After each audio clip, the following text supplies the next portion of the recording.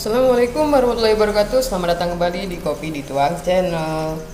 Kawan-kawan, sebelum lanjut ke videonya, marilah kita support channel ini terlebih dahulu dengan klik subscribe dan lonceng agar kalian tidak ketinggalan video-video terbaru dari channel ini. Nah, di video kali ini ya teman-teman, saya akan membahas tentang ini. Kalian punya nggak cutter yang sudah akur, sudah berjodoh begitu, tapi tidak kunjung bertelur? Sudah membuat sarang tapi juga tidak kunjung bertelur. Nah, kira-kira harus bagaimana?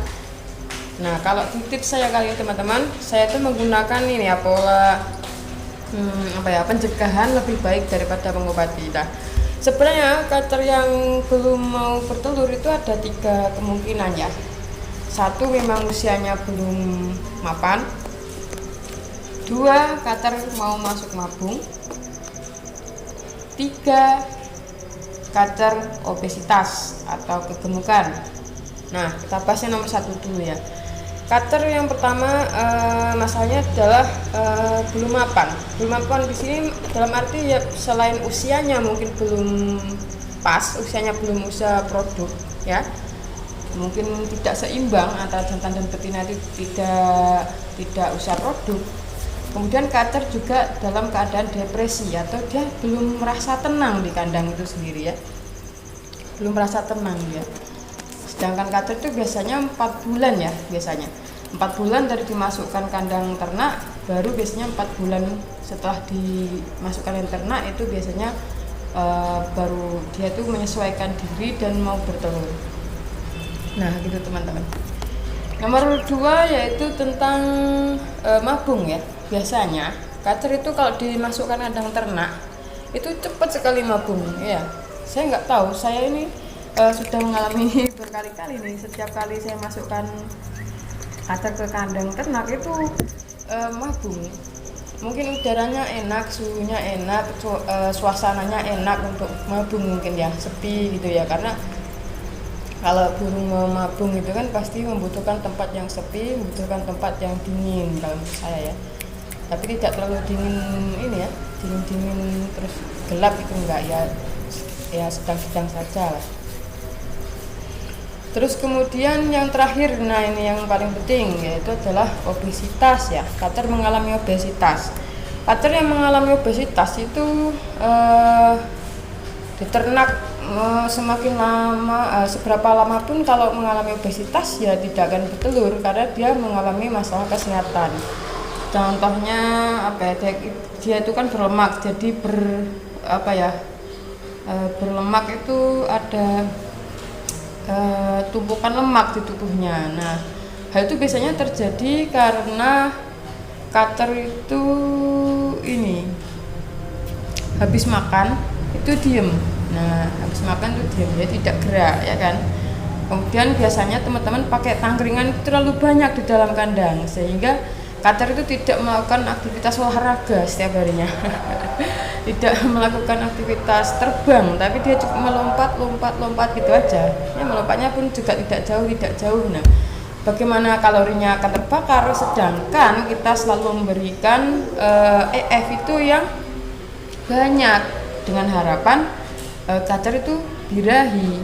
Tapi masalahnya kalau kita memberikan EF yang banyak sedangkan tidak diimbangi dengan cutter yang bergerak atau olahraga, ya tentu saja terjadilah penggemukan atau obesitas. Nah, itu juga pernah saya alami teman-teman.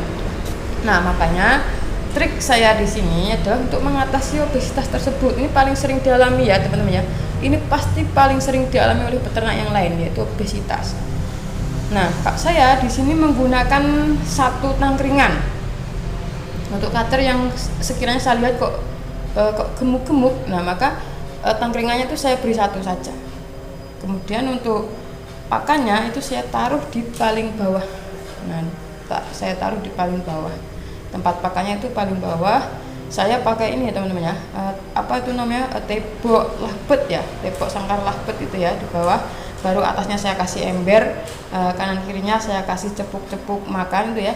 Terus kemudian ini saya isi dengan air agar semut tidak naik. Nah, aktivitas makan inilah yang membuat mereka itu bergerak. Jadi kalau mereka mau makan turun, Setelah makan mereka naik lagi.